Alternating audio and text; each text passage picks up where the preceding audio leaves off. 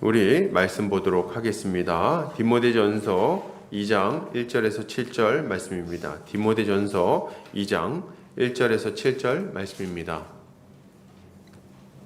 제가 봉독해 올리겠습니다. 그러므로 내가 첫째로 권하노니 모든 사람을 위하여 간구와 기도와 도구와 감사를 하되 임금들과 높은 지위에 있는 모든 사람을 위하여 하라. 이는 우리가 모든 경건과 단정함으로 고요하고 평안한 생활을 하려 함이라. 이것이 우리 구주 하나님 앞에 선하고 받으실 만한 것이니 하나님은 모든 사람이 구원을 받으며 진리를 아는 데에 이르기를 원하시느니라. 하나님은 한 분이시요 또 하나님과 사람 사이의 중보자도 한 분이시니 곧 사람이신 그리스도 예수라. 그가 모든 사람을 위하여 자기를 대속물로 주셨으니 기약이 이르러 주신 증거니라. 이를 위하여 내가 전파하는 자와 사도로 세움을 입은 것은 참말이요 거짓말이 아니니 믿음과 진리 안에서 내가 이방인의 스승이 되었노라. 아멘. 디모데전서 2장 1절에서 7절까지 이방인의 스승으로 부름받은 자라는 제목으로 말씀을 보도록 하겠습니다. 여러분, 신자는 이 땅에서 사명을 감당하며 살아가는 자입니다. 사명을 감당한다 함은 우리가 복음을 맡았다는 이야기를 하는 것입니다. 먼저 복음을 받았기에 빚진 자의 마음으로 복음을 전파하는 사명을 감당하는 거예요. 이것은 한편으로는 하나님의 은혜라고 할 수 있고 한편으로는 우리에게 주어진 엄중한 책무라고 할 수 있겠습니다. 은혜라 함은 우리 같은 죄인을 불러서 구원해 주신 것도 너무나도 감사한 일인데 우리를 귀하게 보셔서 이 귀한 직무까지 맡겨주셨으니 그것을 은혜라고 하지 않을 수 없을 것입니다. 주를 위해 아무 일도 하지 못하고 그냥 허무하게 흙으로 돌아갈 존재들인데 이런 우리를 불러서 하나님의 영광을 높이고 또 이 영광의 복음을 전하는 사명까지 맡겨주셨으니 어떻게 우리가 감사하지 않을 수 있겠어요. 그러나 또한 한편으로 복음 전파는 우리의 책임이자 의무이기도 합니다. 주님이 우리에게 명령하셨고 그렇게 우리는 이 일에 순종해야 한다는 거예요. 복음 전파가 참 감사한 일이지만 맡겨진 사명이 감사한 일이지만 언제나 감사함과 기쁨으로만 감당할 수 있는 것은 또 아닙니다.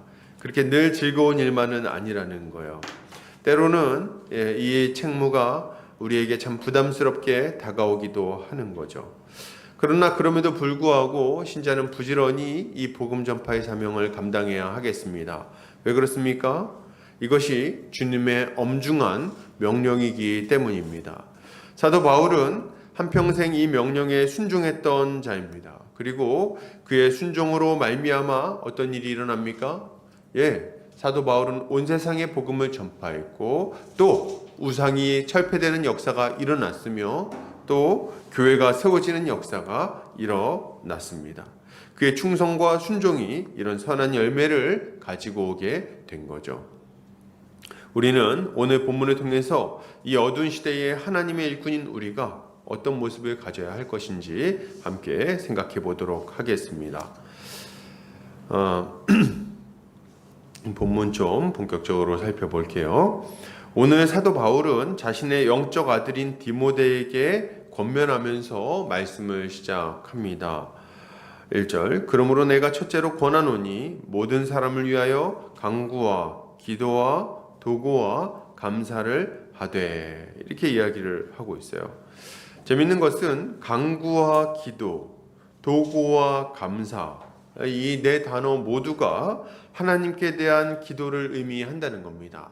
약간의 의미 차이는 있어요. 예를 들어서 도구 같은 경우는 중보의 기도 이렇게 번역되기도 하고 간구는 간절한 기도, 기도는 하나님께 대한 기도 이렇게 감사는 이제 하나님께 대한 감사기도 이렇게 번역이 됩니다. 약간의 차이는 있지만 서로 혼용해서 쓸 수 있는 단어들이에요. 그래서 이 단어들을 뭐 세밀하게 분석을 해가지고 첫째는 강구를 해야 되고, 둘째는 기도를 해야 하며, 셋째는 도고를 해야 하고, 넷째는 감사해야 된다. 뭐 이렇게 순서로 설명하는 것은 조금 어려울 것 같습니다. 그러면 이 네 가지의 표현을 막 계속해서 연달아서 이렇게 사용하는 이유는 무엇일까 할 때 그 이유는 굉장히 분명합니다. 사도 바울은 지금 모든 사람을 위해서 기도하는데 어떻게 기도하는 겁니까? 형태와 관계없이 모든 모습으로 기도하라고 권면하고 있는 거예요. 다시 한번 강조하지만 사도 바울은 기도의 형태를 고정하고 있지 않았어요. 그는 기도는 이래야 된다, 저래야 된다 이야기하고 있지 않습니다. 중요한 건 뭡니까? 바울은 여러 가지 형태의 기도를 막 이야기하면서 어찌하든지 간에 하나님 앞에 간절히 기도하라고 이야기하고 있다는 거예요. 그는 기도에 관해서 말하기보다는 기도의 자리에서 나아가서 기도하는 게 매우 중요하다고 이야기하고 있는 것입니다. 기도해야 되는 거예요. 우리가 하나님의 일꾼으로서 하나님이 맡긴 사명을 잘 감당하기 위해서는 기도해야 되겠습니다. 이게 너무 중요한 거예요. 기도해야 한다. 사실 기도는 우리에게 있어서 굉장히 좀 익숙한 주제이기도 하고 해야 한다는 것은 다 알고 있을 거예요. 그런데 사도 바울이 이렇게 다시 한번 새삼 강조하는 것은 우리에게 굉장히 좀 새롭게 다가옵니다. 왜 그러냐면 우리가 생각할 때 바울은 좀 이성적인 사람 아닙니까? 굉장히 똑똑한 사람이기도 하고, 사도 바울로 좀 얘기해 보자면 사도 바울은 율법학자인 이 가말리엘의 수하에서 공부한 사람입니다. 똑똑한 사람이에요. 굉장히 이성적인 사람입니다. 그리고 이 사람은 사도가 되기 전에도 엄격한 바리새파 사람이었으며 거듭난 이후에는 신약 성경 대다수를 기록했고 온 세상을 다니면서 복음을 전파했던 사람이에요. 그러니까 하나님의 말씀을 가르치고 선포하고 하는 일에 있어서는 이 사람보다 전문가가 없다고 말할 수 있을 것입니다. 신구약 성경 전체를 관통하는 관점을 가지고 있는 탁월한 하나님의 사람이었다고 할 수 있는 거죠. 그런데 이러한 사도 바울이 자신을 대신해서 사역을 감당할 디모데에게 가장 먼저 첫째로 하면서 권면하는 것이 뭐냐 했을 때 말씀을 많이 봐라 이게 아니라 기도하라는 이야기라는 거죠. 저는 이제 이 얘기를 볼 때 전에 우리 오카는 목사님께 어떤 분이 인터뷰했던 내용이 생각이 납니다. 우리 사랑하는 성도님들, 오카는 목사님 하면 뭐가 딱 떠오르십니까? 제자훈련이 딱 떠올라요. 우리 사랑교회를 심으셨던 고옥하는 목사님이 제자훈련에 아주 목숨을 거셨던 분이에요. 그래서 이제 이 기자가 가서 오카는 목사님한테 물어봤다고 합니다. 목사님, 우리 후학들을 위해서 특별히 권면하고 싶은 말씀이 있으시다면 좀 얘기를 해주세요. 이렇게 여쭤봤다는 거예요. 그러면 이걸 기대하고 이렇게 질문을 한 거죠. 뭘 기대했을까요? 여러분, 제자훈련을 반드시 받아야 됩니다. 이거를 이제 답을 하실 거라고 생각하고 물어보신 거예요. 또 오카는 목사님은 그 얘기를 딱 질문을 받으시고 이렇게 딱 가만히 생각을 하시다가 이렇게 얘기하셨답니다. 여러분, 하나님께 간절히 기도하시기 바랍니다. 이렇게 얘기했다는 거예요. 기도하시기 바랍니다. 그럼 너무 사실 어떻게 보면 굉장히 일반적인 대답 아닙니까? 근데 그렇게 얘기하시고 나서 이 기자분이 그런가요? 제자훈련이 아니고 기도입니까? 이렇게 물어봤대요. 기도를 꼭 해야 됩니다. 우리가 기도가 참 익숙한 주제고 또 많이 들은 이야기지만 그럼에도 불구하고 하나님 앞에 기도하는 것이 너무 중요합니다. 기도의 자리에 나가는 것은 사실 쉬운 일만은 아닙니다. 기도해 본 사람들은 그것을 쉽다고 얘기하지 않을 것입니다. 기도해 본 사람들만이 기도의 그 치열함과 기도하는 자리에 나아가는 그 분투를 알 수 있습니다. 우리가 항상 쉬운 일은 아니지만 그럼에도 불구하고 하나님의 은혜를 구하는 자리에 나아가야 하겠습니다. 이렇게 권면하셨다는 거예요. 여타 목사님들도 다 이런 얘기들을 많이 하시지만 특별히 오카는 목사님이 이런 얘기를 하셨다고 하니 새삼스럽게 좀 다가오는 측면이 있었습니다. 오늘 사도 바울이 이렇게 권면하는 것도 저에게는 굉장히 새삼스럽게 다가왔어요. 그죠? 하나님의 말씀을 누구보다도 깊이 알고 있고 그것을 가르치는 일의 중요성을 누구보다도 잘 알고 있는 사도 바울이 자신의 일꾼들에게, 자신을 대신할 일꾼들에게 가장 먼저 권면하는 게 무엇이냐? 기도해라 이거예요. 기도해라. 기도해야 한다. 그러면 사도 바울이 이렇게까지 기도를 강조하는 이유는 무엇일까요? 말씀을 가르치는 것보다 기도를 먼저 권면하는 이유는 무엇일까요? 말씀이 기도보다 덜 중요하다는 이야기는 당연히 아닐 거예요. 그런 종류의 얘기를 하려는 건 아닙니다. 우리는 기도할 때도 말씀을 기초로 기도해야 되겠지요. 이 진리를 아는 자들이 예수 그리스도의 이름으로 기도해야 하는 것이 맞습니다. 그걸 모르는 게 아니에요. 그러나 그럼에도 불구하고 사도 바울이 자신의 형제들에게 또 일꾼들에게 기도를 강력하게 권면하는 이유는 하나님의 일꾼이 사명을 감당하기 위해서는 반드시 하나님의 능력이 필요하기 때문에 그렇습니다. 사명을 감당하는 것은 사람의 능력으로는 되지 않는 일이기 때문에 그런 거예요. 우리는 우리에게 맡겨진 사명을 감당하기 위해서 이 모양 저 모양으로 노력할 수 있습니다. 사람을 모으고 돈을 모으고 여러 가지 계획을 하고 시간을 들여서 행사를 치러낼 수 있겠죠. 멋진 공연을 하고 멋진 설교를 할 수도 있을 거예요. 사람을 만나서 유창한 언변으로 그를 설득할 수도 있을 겁니다. 막 그냥 10가지, 100가지의 예를 들어가지고 막 설득해낼 수도 있을 겁니다. 그런 노력을 가할 수도 있을 거예요. 그러나 이런 모든 노력과 수고를 다 한다고 할지라도 사람을 거듭나게 하는 것은 우리의 손에 있지 않다는 걸 우리는 분명히 알아야 합니다. 사람이 거듭나는 것은 사람에게 달려있지 않습니다. 사람이 거듭나서 하나님의 백성이 되고 하나님의 일꾼으로 변화되어 가는 것은 오직 전능하신 하나님의 능력으로만 가능하다는 거예요. 이것은 성령의 역사가 없이는 도무지 이루어질 수 없는 일인 거예요. 하나님의 역사가 없다면 결코 하나님의 뜻을 이룰 수 없다는 거죠. 때로 우리가 이제 우리의 사명을 감당하다 보면은 그냥 외적으로 볼 때 이게 사람 일처럼 볼 때가 있어요. 그죠? 그래서 사람이 이렇게 열심히 하면 좀 성과가 있는 것 같고 사람이 좀 열심히 안 하면 성과가 없는 것처럼 보일 때가 있습니다. 그런 때가 있어요. 그래서 사실 목사들도 그런 생각을 많이 하지 않겠습니까? 어떤 날은 설교를 아주 유창하게 그냥 탁 해가지고 막 예화도 너무 재밌는 걸 넣어가지고 혹은 감동적인 성도들이 다 울고 막 그런 거 있잖아요. 그래서 막 오늘 성공했다 딱 그런 느낌을 받을 때가 있겠죠. 왜 없겠어요? 제일 그런 경험을 많이 하는 게 아마 설교자일 겁니다. 그런데 이게 사람 일이 이상한 게 그렇게 감동을 준 것 같고 그렇게 성공한 것 같은 때에도 실제 이후에 나타나는 열매를 보면 생각처럼 그렇게 좋은 열매가 나타나지 않을 때가 있는 거예요. 그냥 울고 끝나는 거예요. 근데 어떤 날은요, 정말 이해할 수 없는 일이지만 너무 밋밋해 보이고 별로 은혜도 안 되는 것 같고 감동적이지도 않고 그냥 딱딱해. 듣고 있으면은 뭔 소리인지 잘 알아듣기도 힘들고. 근데 그 이후에 열매가 놀랍도록 나타나는 경우들이 있는 거예요. 그 중에 어떤 한 구절, 어떤 한 메시지, 예수 그리스도가 죄인을 구원하기 위하여 이 땅에 오셨습니다. 어떻게 보면 굉장히 단순한 이런 메시지. 그 한마디에 그냥 울지도 않고 그냥 인상 쓰면서 듣고 있던 어떤 사람이 갑자기 그 심령에 큰 고통을 받고 크게 회심하는 역사가 일어날 수 있다는 거예요. 왜 이런 일이 일어납니까? 이 변화의 역사는 사람의 언변에 달려있지 아니하고 하나님의 능력에 달려있기 때문에 그런 거예요. 온전히 하나님의 능력에 달려있는 것이다. 우리가 이것을 겸손하게 인정할 필요가 있는 거죠.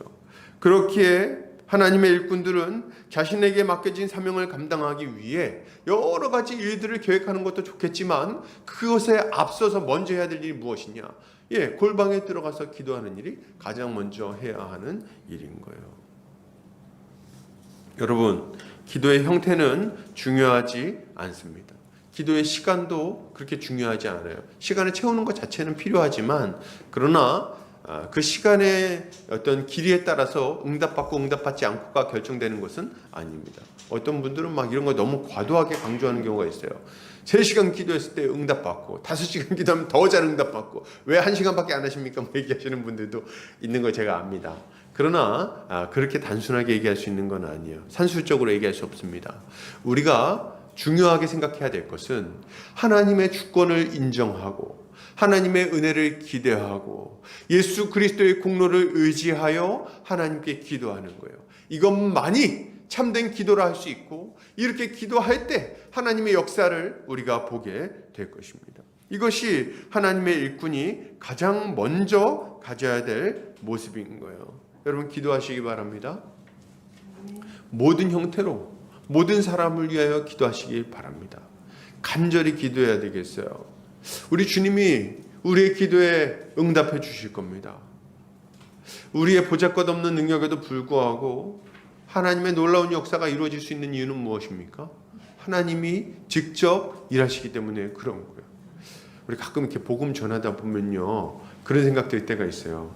야, 이거 내가 이렇게 노력해도 안 될 것 같은데, 도무지 안 될 것 같은데, 이 사람은 힘들어. 이 딱 판단이 설 때가 있어요. 우리는 똑똑하잖아요. 그죠? 그래서 이제 몇 마디 얘기를 섞어보면은 안 된다, 된다 탁 나옵니다. 딱딱한데 벌써 이게 탁 튕겨내. 안 될 것 같아. 아는 거죠. 이 사람은 사실 이 사람의 뭡니까? 우리가 복음 전할 때 그 과거에 어떤 삶을 살아왔는지 또 다 아니까. 그래서 가끔 우리 성도들 가운데 또 중고등부 학생들도 제가 지도할 때도 야 이렇게 걔한테 좀 복음 전해보면 어때? 이렇게 얘기를 하면은 탁 얘기하는 게 있어요. 걔는 안 돼요. 왜 안 돼요? 왜 안 되는데? 걔는 뭐 이런저런 애기 때문에 안 돼요. 걔는 안 믿을 거예요. 딱 판단이 서 있는 거예요. 근데 이해할 수 없게도 우리가 기도할 때 하나님은 그 사람을 바꿔주시는 거예요. 저는 그 대표적인 증거가 저라고 봅니다. 아마 제가 초등학교 5학년부터 중3까지 이 피아노 학원을 다녔는데 그 피아노 학원 선생님하고 많이 싸웠어요. 그때 누군가 피아노 학원 선생님께 물어봤다면 종현이 쟤 전도하면 어때요? 물어봤다면 그분 아마 이렇게 얘기했을 거예요. 걔는 안 됩니다. 걔는 안 돼요. 왜 안 된다고 얘기했을까요? 너무 완악하니까, 너무 완고하니까, 너무 뺀질뺀질 거리니까 안 된다고 얘기했을 거예요. 근데 이해할 수 없게도 하나님의 역사로 말미암아 거듭나는 역사가 있지 않았습니까? 우리도 다 그런 경험이 있었을 거예요. 가끔 성도님들하고 얘기하다 보면은 왕년에 내가 얼마나 완악했는가 이런 거 얘기하시는 분들이 있어요. 내가 얼마나 고집이 셌는가, 예수 믿는 사람들이 얼마나 핍박했는가, 말도 못하죠. 그런 얘기를 하시는 분들이 있어요. 근데 놀랍게도 변화되지 않았습니까? 근데 어떻게 변화되셨죠? 큰 감동을 받고 변화되셨습니까? 뭐 그런 경우들도 있는데 가끔 보면요, 굉장히 사소한 일로 확 바뀌는 경우들이 있어요. 별것 아닌 계기로, 아주 작은 깨달음으로. 그렇지, 예수가 아니라면 도무지 죄사함을 받을 수 없지. 죄 문제는 내가 해결할 수 없지. 우리는 다 죽을 수밖에 없지. 깨닫고 어느 날 갑자기 확 거꾸로지는 거예요. 그리고 주님께 나오게 되는 거죠. 이런 일이 어떻게 일어나는가? 성령의 역사로 일어난다는 것을 믿으시기 바랍니다. 그렇게 우리는 기도해야 하는 거예요. 그런데 오늘 본문에서 사도 바울은 특별히 임금들과 높은 지위에 있는 모든 사람을 위하여 기도하라고 명령하고 있습니다. 왜 그럴까요? 이거 참 재밌죠. 특별히 바울이 정치적으로 친로마 성향을 지녔기 때문에 이런 권면을 하는 걸까요? 바울은 보수입니까? 그래서 이렇게 하는 건가요? 여러분, 그렇지 않아요. 단지 바울이 이렇게 말하는 이유는 바로 뒤에 나오지만 모든 성도들이 모든 경건과 단정함으로 고요하고 평안한 생활을 할 수 있게 하려는 것이 목적일 뿐인 겁니다. 사도 바울은 로마서에서 국가의 존재 이유에 대해서 이렇게 설명을 합니다. 한번 우리 말씀 볼까요? 로마서 13장 1절에서 4절 말씀이에요. 같이 보겠습니다. 각 사람은 위에 있는 권세들에게 복종하라. 권세는 하나님으로부터 나지 않음이 없나니 모든 권세는 다 하나님께서 정하신 바라. 그러므로 권세를 거스르는 자는 하나님의 명을 거스름이니 거스르는 자들은 심판을 자취하리라. 다스리는 자들은 선한 일에 대하여 두려움이 되지 않고 악한 일에 대하여 되나니 내가 권세를 두려워하지 아니하려느냐. 선을 행하라. 그리하면 그에게 칭찬을 받으리라. 그는 하나님의 사역자가 되어 내게 선을 베푸는 자니라. 그러나 내가 악을 행하거든 두려워하라. 그가 공연히 칼을 가지지 아니하였으니 곧 하나님의 사역자가 되어 악을 행하는 자에게 진노하심을 따라 보응하는 자니라. 아멘. 우리 사랑하는 성도님들, 이걸 볼 때 우리가 알아야 될 게 있어요. 이 사도 바울이 이 성경을 쓸 때 이 지도체계는, 정치는 누가 왕을 하고 있었냐면 로마가 다스리고 있었습니다. 근데 로마는요, 로마의 황제들을 이렇게 보시면 알겠지만 역사를 한번 보세요. 좋은 왕들이 아니에요. 당시에 이 유대를 다스리고 있던 자들도 뭐 헤롯 왕 계열이거든요. 좋은 총독이나 좋은 왕들이 아닙니다. 그러니까 굉장히 무슨 똑똑하고 백성들을 위하고 이런 자들이 아니었어요. 근데 그럼에도 불구하고 그들에게 복종하라고 이야기하고 있다는 걸 우리가 기억해야 됩니다.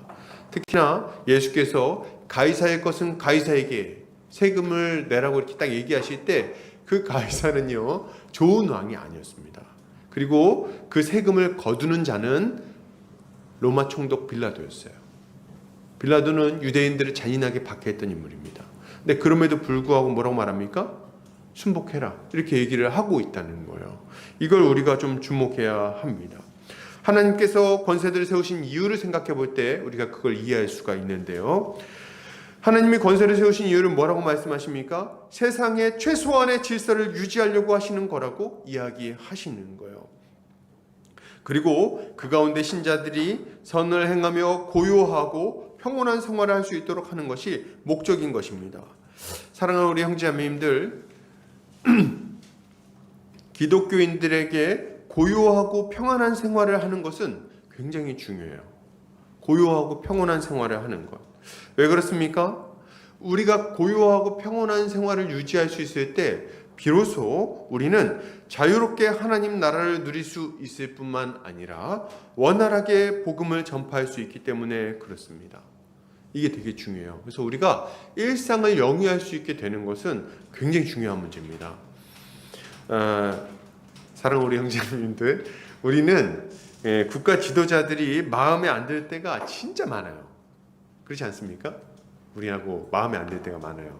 그 우리나라 같은 경우 또 지금 이제 자유민주주의 국가가 되어서 5년에 한 번씩 우리가 선거를 치르지 않습니까? 그러면은 그러니까 5년에 한 번씩 바뀌어요, 뭐가. 근데 이게 우리가 원하는 정권이 되면은 마음 편하죠. 아이, 그래, 마음대로 해, 이렇게 되는데, 또 이 정권이 바뀌면은, 나랑 성향이 다른 정권이 되면은 또 이게 마음이 불편합니다. 이게 쉽지 않아요. 나랑 성향이 맞지 않는 그런 정치 성향의 지도자가 뽑혔을 때는 정말 견디기 힘들 때가 있는 거죠. 그런데 그럼에도 불구하고 우리 사랑하는 성도님들이 기억하셔야 될 게 있어요. 그게 뭐냐면 아무리 나쁜 지도자라 할지라도 나라가 망해서 무정부 상태가 되는 것보다는 낫다는 겁니다. 이걸 알아야 돼요. 여러분, 무정부 상태가 되면요, 우리의 일상이 완전히 무너져 버립니다. 아프리카를 한번 보세요. 아프리카의 그 내전 상태에 들어간 나라들을 보면요, 정상적인 생활을 할 수가 없어요. 애도 낳을 수 없고 애를 키울 수가 없습니다.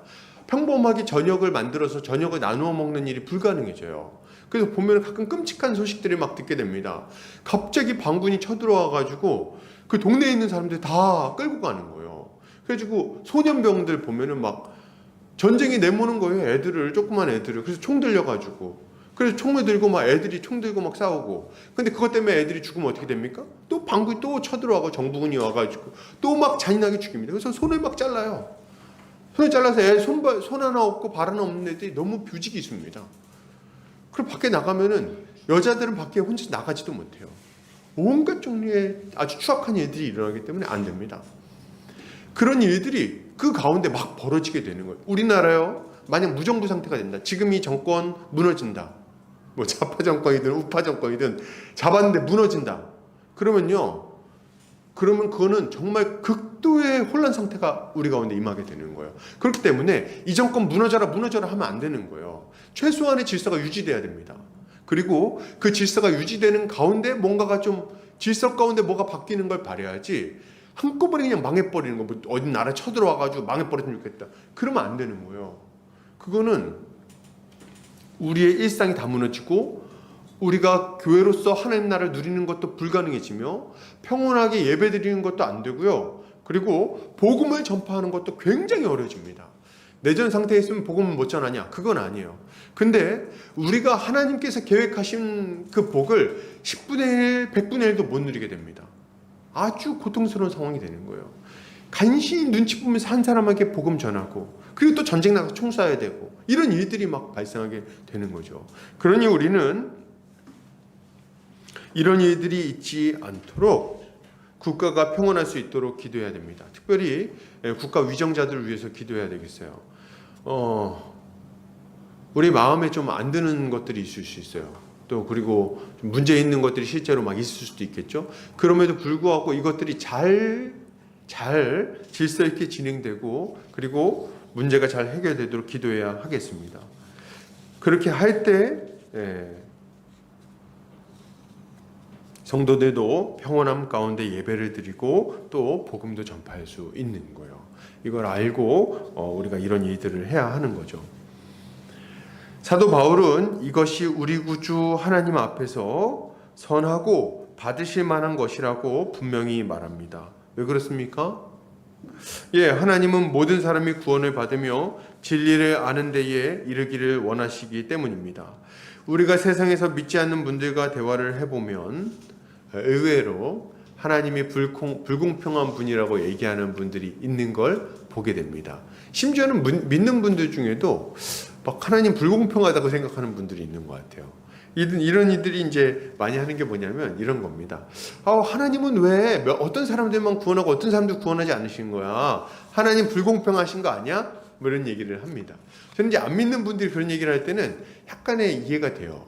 왜 그러냐면 본인이 안 믿으니까 이제 나 지옥 갈 수도 있겠다 이런 생각하니까 그렇게 이제 얘기하는 거는 이해가 됩니다. 약간 오해에서 비롯된 거겠죠. 근데 믿는 사람이 이렇게 얘기할 때는 조금 화가 납니다. 그러면 어쩌자는 거예요? 지금 공평하게 다 같이 지옥 가자는 겁니까?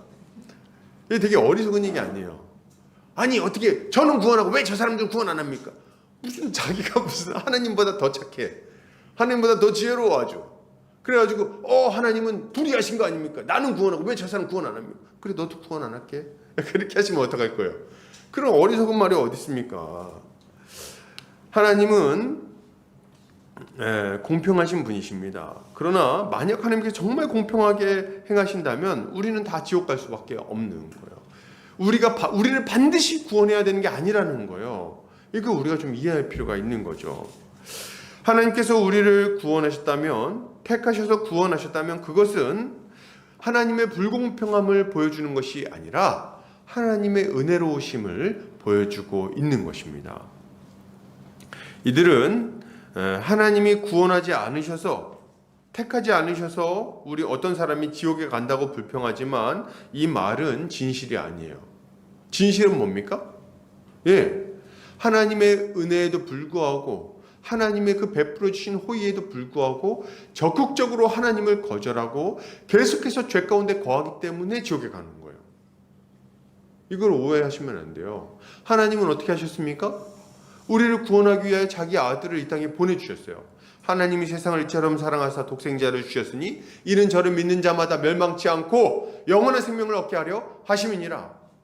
영생을 얻게 하려 하는 것이 우리 주님의 목표였습니다. 자기 아들을 내어주셨어요. 그리고 이것을 믿으라고 복음 전파자를 세우셔서 자신의 일꾼들을 온 세상에 퍼뜨려 보내주셨습니다. 그리고 이것을 설득할 수 있을 만한 확실한 증거로 예수 그리스도가 부활하도록 하셨어요. 이 부활의 역사를 모든 사람이 알 수 있도록 하시고 전파하게 하셨습니다. 그래서 우리가 복음을 전파하면요, 이 예수 그리스도의 죽으심과 부활을 다 이야기하게 되어 있는 거예요. 못 들었다고요? 아니, 한 번은 다 들어봤어요. 적어도 크리스마스에 한 번은 들어봤죠. 그렇지 않습니까? 온 세상 사람들이 크리스마스를 휴일로 지킵니다. 그렇죠?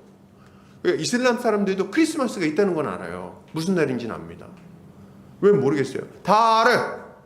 그런데 그럼에도 불구하고 헛된 우상을 숭배하며 여전히 하나님의 그 선하심을 불신하고 그분이 보내신 독생자를 거절하고 있는 게 그들의 모습입니다. 그렇게 완고하게 거절하면서 왜 하나님 탓을 하냐는 거예요. 그건 말도 안 되는 얘기죠. 자기가 죄 가운데 계속해서 거주하기 위하여 하나님을 거절해놓고선 하나님 핑계대는 것은 옳지 않은 거죠. 도리어 하나님은 자신의 아들을 보내심으로 우리를 향한 자신의 사랑을 확실하게 보여주셨습니다. 베드로서 3장 9절에서는 이렇게 이야기합니다. 같이 읽어볼까요? 자, 시작. 주의 약속은 어떤 이들을 더디다고 생각하는 것 같이 더딘 것이 아니라 오직 주께서는 너희를 대하여 오래 참으사 아무도 멸망하지 아니하고 다 회개하기에 이르기를 원하시느니라. 아멘. 우리 하나님이 우리를 사랑하고 계시다는 것은 그분의 오래 참으심을 보면 분명히 알 수 있는 거예요. 하나님이 오래 참으셨어요. 그들이 회개하는 것을 기다리고 계십니다. 지금도 기다리고 계신 거예요. 왜 세상이 망하지 않습니까? 왜 악한 자들이 멸망당하지 않고 여전히 버티고 있는지 아세요? 하나님이 모든 사람이 구원받기를 기다리고 계시기 때문에 그런 거예요. 모든 사람이 구원받는 것을 바라시는 거예요. 이게 하나님의 사랑인 거죠. 하나님은 모든 사람이 구원받고 모든 사람이 진리를 아는 데 이르는 것을 바라십니다. 이게 무슨 말입니까? 여러분, 진리를 안다는 것은 하나님의 뜻을 알게 되는 것을 말해요. 구원받는 것은 이제 지옥에서 영원한 생명이 들어가는 것이고, 진리를 아는 것은 뭡니까? 하나님의 뜻을 아는 것을 말하는 거죠. 특별히 하나님을 알고 그의 보내신 예수 그리스도를 아는 것이 하나님의 뜻이라고 할 수 있습니다. 근데 이제 여기서 보면은 우리가 이런 생각을 하죠. 구원받는 건 알겠는데 꼭 진리까지 알아야 돼? 그냥 예수님만 알면 안 돼? 구원만 받으면 안 돼? 꼭 진리를 알고 뭐 그렇게 해야 되나? 예, 여러분, 진리를 알아야 되겠어요. 꼭 진리를 알아야 되겠습니다. 왜요? 진리를 모르면은 문제가 생기기 때문에 그런 거예요. 진리를 모르는 자들은 어떻게 살아갑니까? 비진리 가운데 살아갈 거 아니에요. 그럼 비진리 가운데 살아가는 건 뭡니까? 예, 이 세상 가르침에 따라 살아가고 있다는 거예요. 이 세상 풍조를 따라서, 공중권세자 마귀를 따라서 우리 마음과 육신의 원하는 대로 살아가고 있다는 겁니다. 죄 가운데 살아간다는 거예요. 근데 우리가 분명히 알지만 죄 가운데 살아가면 여러분, 인생이 고통스럽습니다. 피곤할 수밖에 없어요. 한평생 허무한 인생을 살 수밖에 없다는 거예요. 마귀의 가르침이 우리에게 생명을 줄 리가 있겠습니까? 오직 예수 그리스도만이 이 진리를 우리에게 알려주시고 우리에게 생명을 주시는 거예요. 요한복음 10장 10절 같이 한번 읽겠습니다. 자, 시작. 도둑이 오는 것은 도둑질하고 죽이고 멸망시키려는 것뿐이요 내가 온 것은 양으로 생명을 얻게 하고 더 풍성히 얻게 하려는 것이라. 아멘. 이게 우리가 주목해야 될 내용입니다. 이게 우리가 진리를 알아야 되는 이유인 거예요. 진리를 모르면 뭘 쫓아가냐? 예, 늑대 같은 자들을 쫓아서 살아가게 돼 있는 거예요. 도둑질하는 자들을 따라 살아갈 수밖에 없는 거예요. 우리의 시간과 물질과 열정을 다 도둑질하는 저 도둑, 강도 같은 자, 악한 자, 마귀, 그 자를 따라 살아갈 수밖에 없는 거죠. 죽이는 자를 따라 살아갈 수밖에 없어요. 우리의 영혼을 도둑질하는 자를 따라 살아갈 수밖에 없다는 거예요.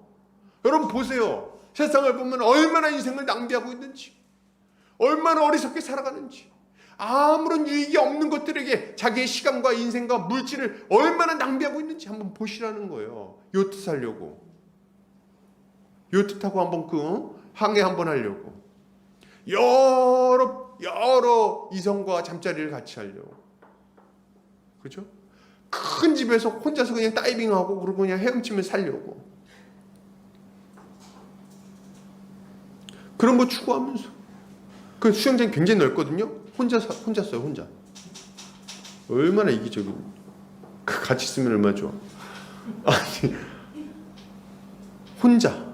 나 혼자 잘 먹고 잘 살려고. 그런 인생이 무슨 의미가 있습니까? 거기에 무슨 가치가 있습니까? 그리고 맨날 보면 우리 어린애들 보세요. 장래희망이 뭡니까? 장래희망이 연예인인 경우가 많이 있어요. 장래희망이 연예인인데 뭘 보고 연예인 하려고 그러냐? 봤더니 이제 화려하잖아요. 화려함. 근데 제가 연예인 하는 거를 저는 좀 반대합니다. 왜 반대하냐면 이게 너무 짧아요. 너무 짧고 너무 중독성이 강합니다. 연예인병이라고 그러죠. 그래서 딱 한번 저 연예인 맛을 보면 다른 삶을 살 수가 없어요. 너무 고통스럽습니다.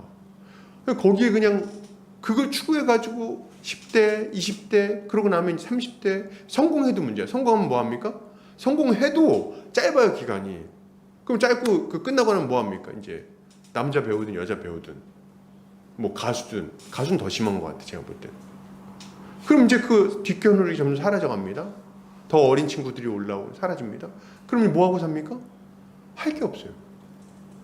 누가 그러던데 연예인 걱정할 거 아니라고? 너나 걱정하라 그랬는데 이제 우리 연예인 걱정할 건 아니겠죠. 저보다 돈도 많고 뭐 하겠죠. 그러나 그 인생이 얼마나 허무하고 자극적이냐는 거예요. 그리고 이렇게 안정을 못 찾고 평온한 가정을 꾸려가지고 행복하게 살아가는 사람은 정말 열에 하나 백에 하나 찾기가 힘듭니다. 굉장히 고통스럽게 살아가는 거예요. 허무한 인생을 살아가는 거예요. 그렇게 헐리우드 배우들을 보십시오. 뭐 그렇게 성공하고 세상의 사랑을 받고 막 했는데 나중에 보면 성형하고 막 그것 때문에 그냥 얼굴이 무너지고, 그리고 막 이혼을 막 3번 4번 막 엄청 많이 하더라고요. 거기는 5, 6번 막 나이도 막 60이 됐는데 또 결혼한대. 그래서 야, 너무 많이 하는 거 아닌가 제가. 근데 그때도 뭔가를 추구하고 있는 거예요. 그렇게 행복하지 않은 거야. 그래서 거기에 그냥 목을 매고 살아가는 걸 보면 인생이 너무 이게 고통스러운 거예요. 왜 그렇게 살아갑니까? 왜 그걸 추구하며 살아가죠? 진리를 모르기 때문에 그런 거예요. 무엇이 진리인지, 무엇을 추구해야 복된지, 무엇이 우리 인생에 만족을 주는지, 무엇이 가치 있는 삶인지를 전혀 모르니까 그렇게 살아가는 겁니다. 그래서 우리가 해야 되는 일이 뭡니까? 그들이 구원받는 것을 위해서, 그리고 그들이 진리를 아는 것을 위해서 우리가 일해야 하는 거죠.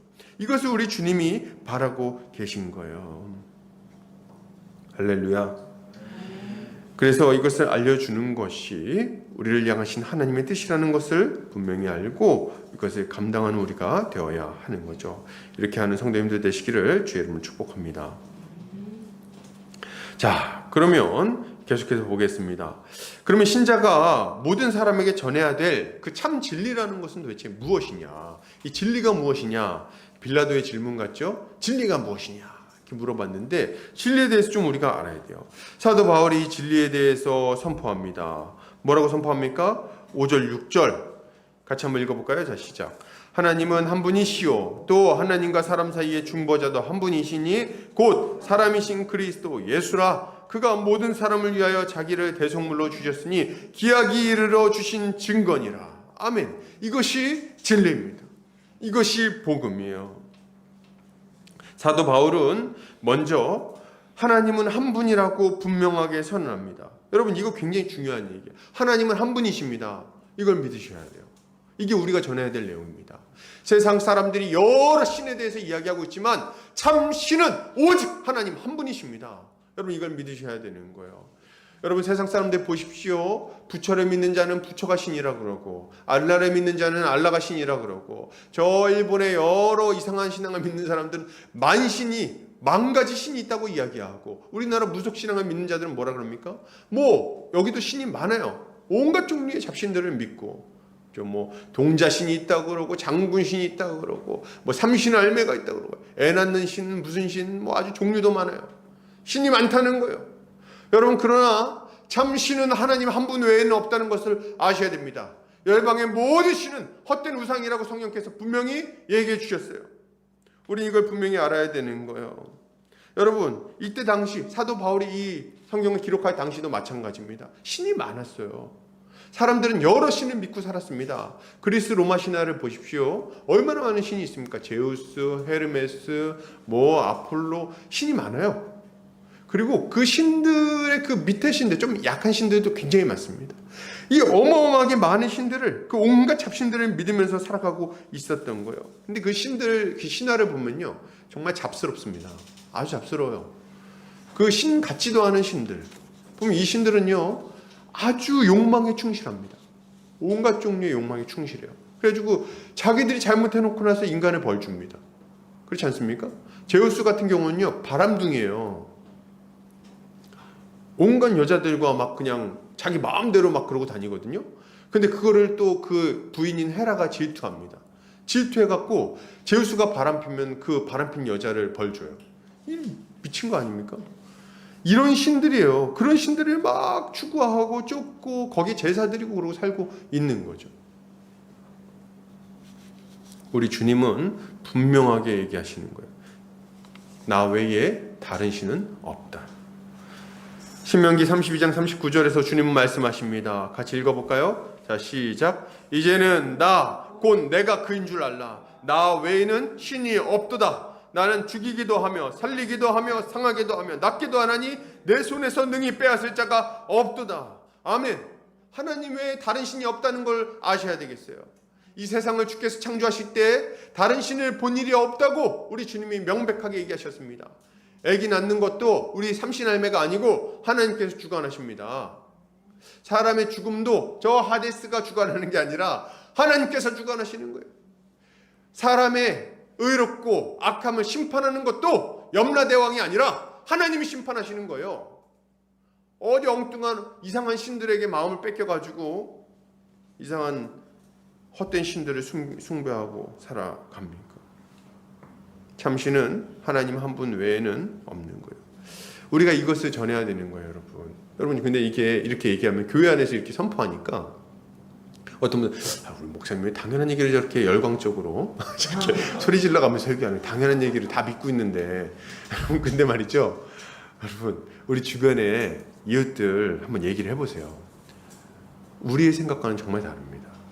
별의별 신을 다 믿고 살아요. 구들장 신을 믿고 살아가요. 구들장 나갈 때 신발을 어떻게 놓느냐가 중요합니다. 응? 그런 신을 믿고 살아가요. 이사 갈 때 손 없는 날을 찾아서 이사를 갑니다. 손 없는 날은 그래서 이사비가 비싸요. 사람들이 다 그걸 믿고 살아가는 거예요. 너무 어리석죠? 그런 사람들 왜 제사를 드립니까? 조상신이 와가지고 도와준다고 믿는 겁니다. 조상신이 와가지고. 한번 이게 너무 어리석은 생각 아닙니까? 여러분, 정말 죽은 사람이 와가지고 와가지고 제사 음식을 먹어요? 지금까지 죽은 사람 몇 명인데? 우리 조상이 몇 명인데? 그럼 뭐 몇 대까지 와가지고 먹는 겁니까? 어떤 집안은 14대 손까지 막 하고 막 한다는데 제사를 위로 14대를 제사를 드린다는 거예요. 그 제사들이 다 판다는 거예요. 말이 됩니까 그게? 그런 어리석은 삶을 막 살아가는 사람이 우리 바로 옆에 있다는 거예요. 그러니 우리가 해야 될 일이 뭡니까? 이 모든 것이 헛된 신이고 참된 신은 하나님 한 분 외에 없다는 것을 분명히 선포해야 하는 거죠. 저는 진짜로 그게 어리석은 얘기라고 생각해요. 뭐 우리나라 사람들이 자꾸 그러잖아요. 너는 애미애비도 없냐? 부모도 조상도 모르는 인간, 이런 얘기 많이 하잖아요. 근데 저는 그게 너무 웃겨요. 그럼 조상을 어디까지 알아야 조상을 아는 겁니까? 본인들이 조상을 모르는 사람들이에요. 왜요? 아담을 모르잖아요. 노아를 모르잖아요. 그죠? 당군 할아버지까지 제사 드립니까? 그러지도 않으면서 뭘 조상을 모른다고. 우린 오히려 조상을 알죠. 아담 할아버지 그리고 노아 할아버지 우리는 알지. 본인들은 모르고. 우리야말로 참된 부모 공경에, 그죠? 그런 사람들 아닙니까? 살아서 잘할 것이 죽어서 제사밥이 무슨 소용입니까? 아주 어리석은 일이라고 생각하는 거예요.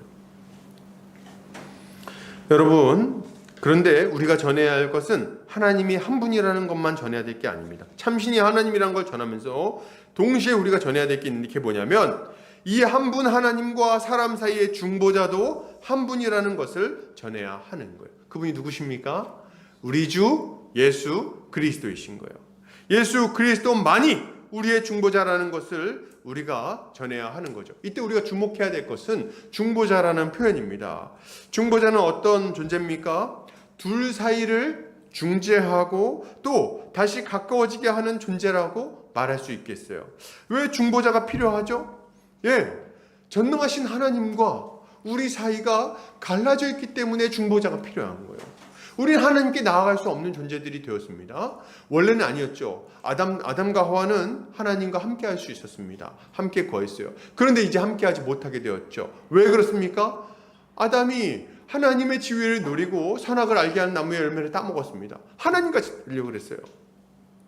그 결과 이 복된 에덴 동산에서 쫓겨나게 된 거죠. 그리고 이제 하나님의 무서운 심판을 기다릴 수밖에 없는 허무한 존재가 되어버렸습니다. 아담은 흙에서부터 나와서 흙으로 돌아갈 수밖에 없는 허무한 자가 되어버렸어요. 아담 이후에 모든 인류가 이런 비참한 처지에 처하게 된 것입니다. 그래서 하나님은 우리와 하나님 사이를 다시금 합칠 수 있도록, 우리가 다시금 하나님 앞에 나아갈 수 있도록 우리 사이를 중재하기 위하여 하나님의 아들 예수 그리스도를 이 땅에 보내어 주신 것입니다. 이분이 바로 중보자 예수 그리스도이신 거죠. 오직 한 분 예수 그리스도 외에는 하나님과 우리 사이를 중재할 분이 없습니다. 심판을 피하게 해줄 이도 없습니다. 영생을 얻게 해줄 이도 없습니다. 오직 한 분 예수 그리스도만이 우리를 하나님께로 인도할 수 있는 유일한 구원자이신 거예요. 이걸 믿으시기 바랍니다.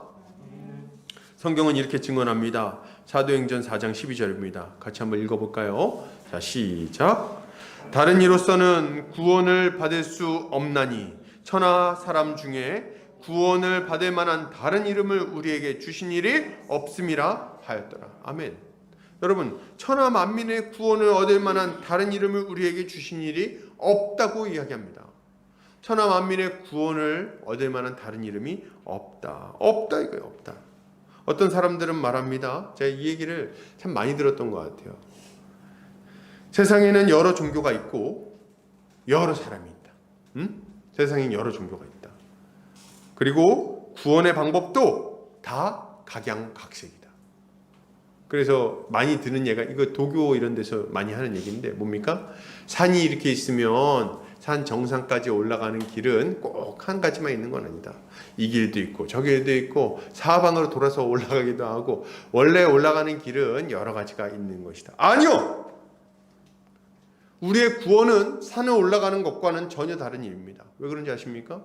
우리의 죄 문제를 해결해야 되기 때문에 그래요. 죄 문제를 해결해야 되기 때문에 죄의 문제를 제대로 해결할 방안이 없다면 다른 어떤 방법으로도 하나님께 나아갈 수 없는 거예요. 그리고 하나님께서 자신에게 나오시는 방안을 딱 정해 주셨어요. 그러니 다른 이가 이게 좋다 저게 좋다 얘기해도 다 허무한 얘기입니다. 안 되는 얘기예요. 그런 방식으로 하나님께 나아갈 수가 없는 거죠. 어떻게 참신이 한 분이고 중보자가 한 분이신데 어떻게 모든 종교가 똑같습니까? 기독교만 해도 다른 종교에 구원이 없다고 아주 명백하게 얘기하고 있어요. 근데 어떻게 모든 종교가 똑같습니까? 적어도 기독교는 달라요. 최소한 제가 볼 때 기독교와 여타 모든 다른 종교가 있는 것 같아요. 구원 얻는 방식이 다른 모든 종교가 똑같아요. 뭔지 아십니까? 지성이면 감천. 이게 모든 종교입니다. 기독교 외의 모든 종교는 율법주의적 종교예요. 다 인간이 노력해서 하나님 신에게 이르는 이렇게 올라가는 것, 이 상승신학이라고 하거든요. 이게 모든 종교입니다. 그리고 유일하게 기독교만 하강신학이에요. 하나님께로부터 은혜가 사람에게 임하는 거예요. 이 차이는 도무지 넘어설 수 없는 차이입니다. 하나님께서 우리를 구원하셨다는 것, 그분이 직접 구원의 방편을 우리에게 주셨다는 것, 이게 기독교를 유일하게 만드는 거예요. 여러분, 다른 이로서는 구원을 받을 만한 방법이 없습니다. 이걸 명백히 하셔야 돼요. 주님이 이렇게 얘기하셨어요. 요한복음 14장 6절 같이 읽겠습니다. 자, 시작. 예수께서 이르시되 내가 곧 길이요 진리요 생명이니 나로 말미암지 않고는 아버지께로 올 자가 없느니라. 나로 말미암지 않고는 아버지께로 올 자가 없느니라. 다른 종교에는 구원이 없습니다. 다른 중보자도 없습니다. 이걸 아셔야 돼요. 기독교는 너무 독단적인 거 아닙니까? 독단적입니다. 왜냐하면 진리이기 때문에 그렇습니다. 그러면 자, 우리가 이제 여기서 좀 생각을 해봐야 되는데 자꾸 이제 자, 한번 생각을 해보죠. 예수 그리스도만 유일한 중보자가 되시는 이유가 뭐냐? 그걸 우리가 좀 생각을 해봐야 돼요. 그 이유는 예수만이 우리를 구원할 완전한 자격을 가지고 있으시기 때문에 그렇습니다. 오늘 5절에 보니까 뭐라고 말합니까? 중보자다 한 분이시니 곧 사람이신 그리스도 예수라, 이렇게 얘기를 하고 있어요. 사람이신 그리스도 예수라. 그러니까 그리스도가 사람이라는 것을 굉장히 강조해서 얘기를 하고 있다는 거예요. 여러분, 예수 그리스도가 우리를 구원할 자격을 가지고 있다는 것을 좀 설명을 해보겠습니다.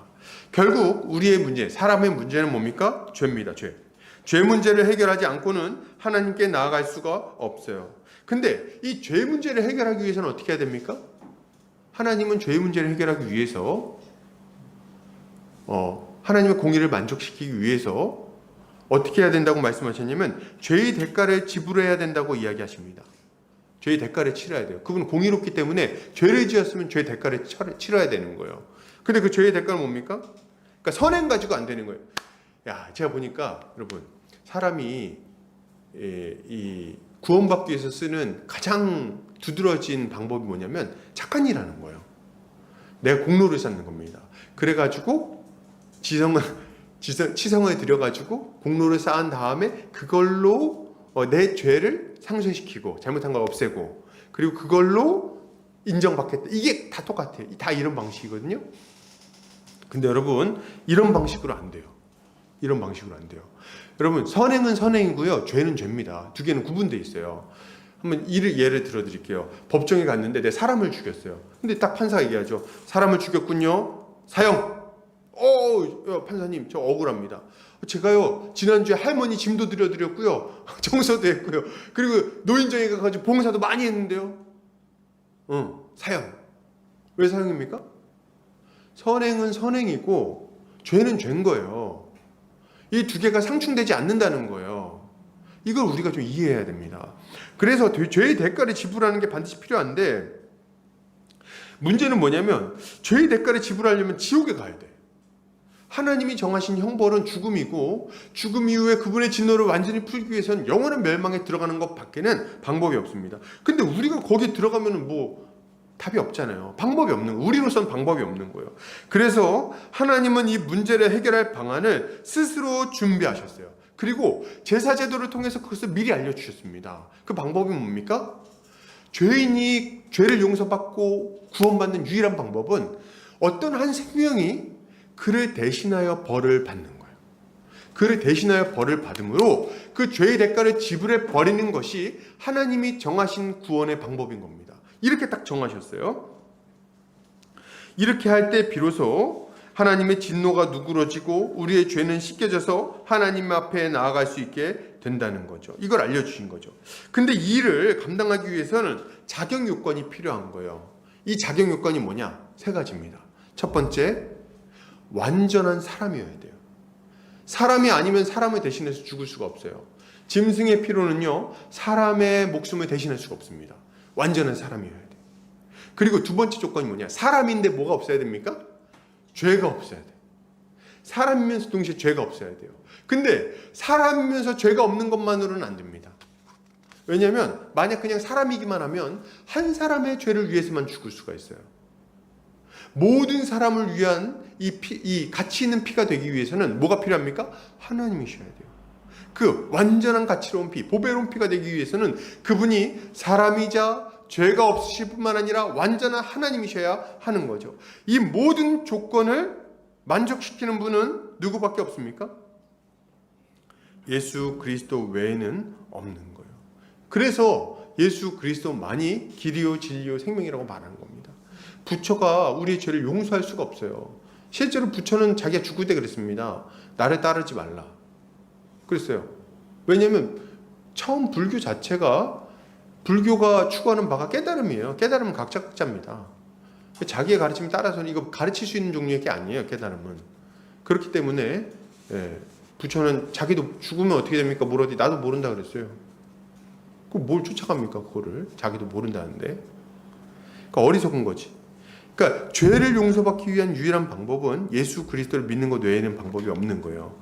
마가복음 10장 45절 같이 읽겠습니다. 시작. 인자에 온 것은 섬김을 받으려 함이 아니라 도리어 섬기려 하고 자기 목숨을 많은 사람의 대속물로 주려 함이라. 이 예수는 우리를 대속하기 위해 완전한 사람으로서 우리의 모든 짐을 짊어지셨습니다. 히브리서 2장 17절에서 18절 같이 읽겠습니다. 자, 시작. 그러므로 그가 범사의 형제들과 같이 되심이 마땅하도다. 이는 하나님의 일에 자비하고 신실한 대제사장이 되어 백성의 죄를 속량하려 하심이라. 그가 시험을 받아 고난을 당하셨은즉 시험 받는 자들을 능히 도우실 수 있느니라. 아멘. 우리 주님은 시험을 받아 고난을 당하셨죠. 그분이 십자가를 지심으로 말미암아 우리는 죄 용서함을 받을 수 있게 된 거예요. 그분이 고통스럽게 울부짖으심으로 우리의 눈물이 웃음이 될 수 있었던 겁니다. 여러분, 예수 그리스도야말로 우리의 유일하신 구원자라는 거예요. 그런데 여러분, 이것은 어느 한 날 갑자기 이루어진 일은 아니에요. 어느 날 갑자기 예수라는 이가 딱 나타나가지고 사실 내가 너희 죄를 구원하기 위해서 왔지, 이런 방식으로 구원할 거야, 이렇게 얘기하신 건 아니라는 거예요. 성경에 보면 우리 주님이 미리 이것을 약속하시고 그것을 기다리게 하셨다는 것을 우리가 알 수 있습니다. 창세기 3장 15절 같이 읽겠습니다. 자, 시작. 내가 너로 여자와 원수가 되게 하고 내 후손도 여자의 후손과 원수가 되게 하리니 여자의 후손은 내 머리를 상하게 할 것이요 너는 그의 발꿈치를 상하게 할 것이니라 하시고. 아멘. 우리 주님은 처음부터 이것을 약속하셨어요. 처음부터 아담의 범죄한 그 자리부터 뭘 약속하십니까? 내가 장차 여자의 후손을 보내서 모든 악의 뿌리인 뱀의 머리를 완전히 밟아서 박살내 버리고 너희를 다시금 생명 얻는 구원 그 길로 인도하겠다. 다시금 너희를 구원하여 생명을 얻게 하여 주겠다 약속을 주셨다는 거예요. 어떤 방식으로요? 가죽옷의 방식으로 이렇게 하겠다고 약속하신 거예요. 그리고 때가 이르러 예수 그리스도를 보내심으로 이 약속을 성취하신 거죠. 갈라디아서 4장 4절에서 6절 같이 읽겠습니다. 시작. 때가 차매 하나님이 그 아들을 보내사 여자에게서 나게 하시고 율법 아래에 나게 하신 것은 율법 아래에 있는 자들을 속량하시고 우리로 아들의 명분을 얻게 하려 하심이라. 너희가 아들이므로 하나님이 그 아들의 영을 우리 마음 가운데 보내사 아빠 아버지라 부르게 하셨느니라. 아멘. 여러분, 참 이거 참 생각해야 돼요. 이 아담의 범죄 이후로 모든 인류는요 간절히 중보자를 기다렸습니다. 간절히 기다려. 여자의 후손이 언제 올까? 이제 올까? 저제 올까? 인생이 고달프면 더 기다렸겠죠. 누군가 와서 내 문제를 좀 해결해 줬으면, 나 좀 새삼 살게 해줬으면, 나를 좀 구원해 줬으면 간절히 바라고 있는 거예요. 이 죽음의 문제를 맞닥뜨릴 때만 더 그렇게 간절히 생각했을 거예요. 내 부모가 죽을 때, 내 친구가 죽을 때, 내가 죽음을 맞이할 때 그 순간마다 간절히 바랬던 건 뭡니까? 누군가 이 죽음의 문제를 해결해 주었으면, 이 고통의 문제, 이 슬픔의 문제, 영원한 멸망의 문제를 누가 좀 해결해 줬으면 바라고 기다리고 간절히 소망하고 또 소망하고 기다렸던 거죠. 그리고 때가 참해 하나님이 약속하신 때가 다 이르렀을 때, 그때 우리 주님이 이 땅에 탁 오신 거예요. 그리고 우리를 위해 십자가에 달리심으로 우리의 모든 죄의 문제를 해결하시고 3일 만에 부활하셨죠. 그분은 죄가 없으시기 때문에 죽고 끝나지 않고 다시 살아나셨습니다. 그리고 하나님 보좌 우편으로 올라가시고 우리에게 약속하신 성령을 부어주셨어요. 이것이 하나님께서 우리 위해 베풀어 주신 은혜인 거죠. 이것이 우리가 한평생 기쁘게 전해야 될 복된 소식인 거예요. 여러분, 이제 우리는 우리 주변에 있는 이웃들에게, 우리의 가족들에게, 친지들에게 전할 수 있는 분명한 메시지가 있어요. 뭡니까? 이거예요. 야, 바보같이 헛된 인생 살지 마. 너네 인생이 왜 괴로운 줄 아느냐? 헛된 신을 숭배하고 있으니까, 헛된 것을 추구하고 헛된 가르침대로 살아가고 있으니까, 잘못된 가르침대로 살아가고 있으니까 고통스러운 거 아니야. 내가 하나님께서 너희에게 한 분 하나님만이 구원이라는 것을 분명히 좀 알았으면 좋겠다. 너희가 하나님을 믿어봐. 하나님 한 분이시고 그분이 우리 인생을 복되게 해주실 거야. 그리고 그분께 나아갈 수 있는 유일한 방법은 예수 그리스도야. 우리의 죄의 문제를 해결해 주시고 우리가 하나님의 자녀가 되게 해주시고 우리의 인생을 복되게 이끌어 주실 거야. 이분을 믿어봐. 네 인생 바뀔 거다. 우리가 전할 수 있는 메시지가 생긴 거죠. 우리 주변에 이 복음을 전하는 성도님들 되시기를 주의 이름으로 축복합니다.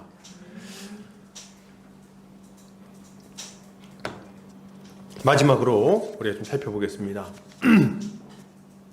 사도 바울은 자신이 이 복음 전파의 사명을 감당하기 위하여 전파하는 자와 사도로 세움을 입은 것이 참말이라고 말합니다.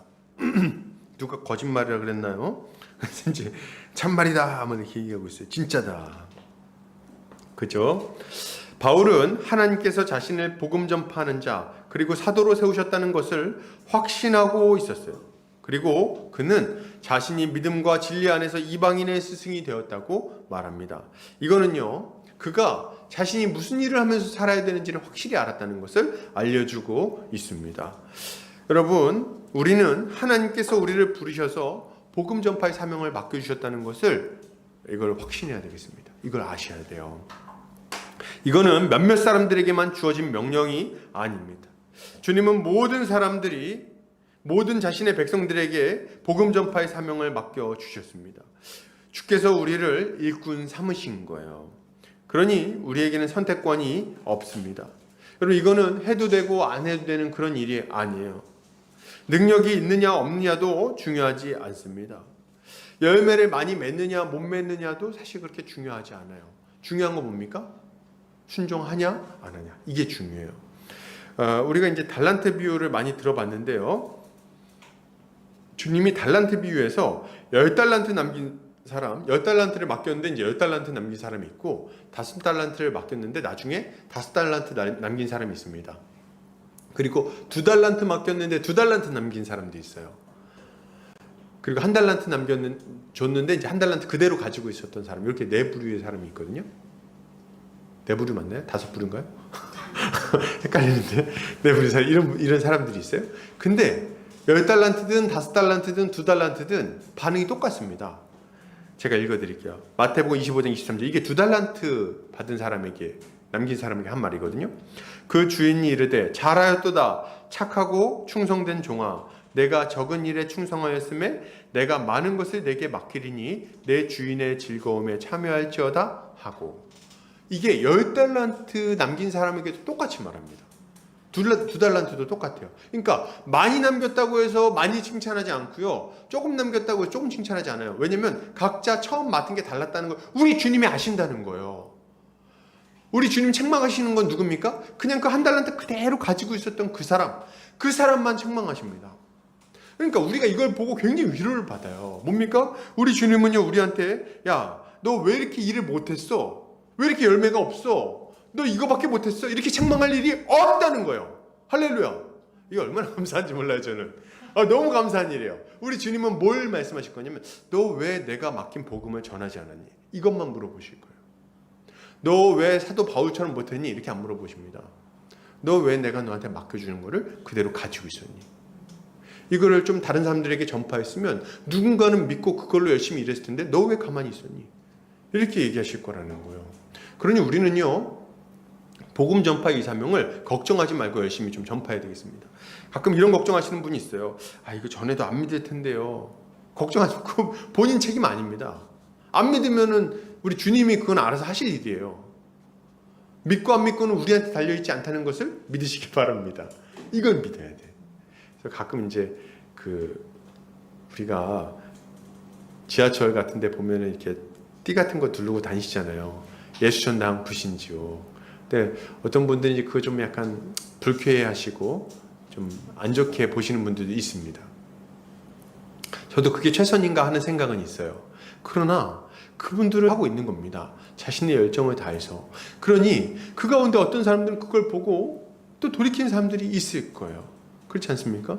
제가 전에 한번 운전을 하다가 옆에 하얀색 차량, 큰 차량이 딱 지나가는 걸 봤어요. 근데 이게 전도 차량인데 막 이 차량 사면에, 탑차인데 차량 사면에 성경 구절이 막 적혀 있어요. 하얀색 차인데. 그리고 거기 위에 막 그 스피커 있잖아요. 큰 소리 왱왱왱 하는 소리. 거기서 이제 막 얘기를 합니다. 그래서 뭐는 죄고 누구 하는 사람 심판을 받을 것이며 누구는 뭐며 막 딱 들을 때도 별로 듣기 싫어요. 근데 이제 메시지를 제가 근데 차를 타고 가다가 딱 들어봤는데 너무 맞는 말을 하는 거예요. 너무 맞는 말을 하는 거예요. 그래서 예수 외에는 구원자가 없습니다. 여러분 세상을 사랑하면 지옥에 가고 뭐 하면 안 되고 뭐 쭉 얘기를 하는데 마음이 시원하더라고요. 속이 시원하더라고요. 저렇게 노골적으로 전하는 경우가 사실 교회에서도 별로 없는데 너무 잘 전한다. 여러분, 어떤 이들은 그거 듣고 회심하고 돌이키는 경우가 있는 겁니다. 여러분, 우리의 그 어눌한 언변으로도 어떤 사람들이 거듭날 거예요. 그래서 깜짝 놀랄 거예요. 그래, 내가 믿을게. 이렇게. 믿는다고? 왜? 이렇게 할 날이 있을 거예요. 이 아멘이 작은 이 시대에 저는 크게 해보겠습니다. 아멘! 우리가 어눌하게, 야, 예수 믿으면 행복해. 너도 좀 교회 좀 가봐. 그래, 갈게. 이렇게 한다니까요. 그래, 깜짝 놀라죠. 당황하죠. 이번 주 오려고? 깜짝 놀라서 좀 생각 좀 더 해보면 어때? 이렇게 말리게 되는 그런 예도 있는 거예요. 이걸 믿고 열심히 전하셔야 돼요. 우리가 이 사명을 감당할 때 근데 가져야 될 모습이 있어요. 그게 뭡니까? 믿음과 진리 안에서 믿지 않는 자들의 스승이 되는 것, 이방인의 스승이 되는 것이 우리가 가져야 될 모습입니다.